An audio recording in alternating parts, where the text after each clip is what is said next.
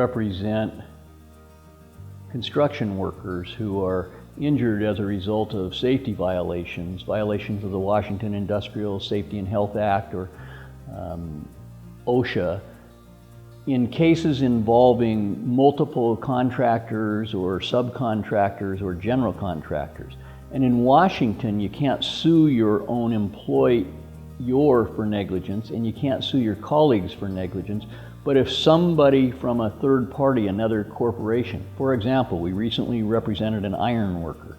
The iron worker was a member of a union working for a steel fabrication company, erection company, and a general contractor was running the site. He was catastrophically injured. We brought a claim against the general contractor, and that case resolved for multiple millions of dollars.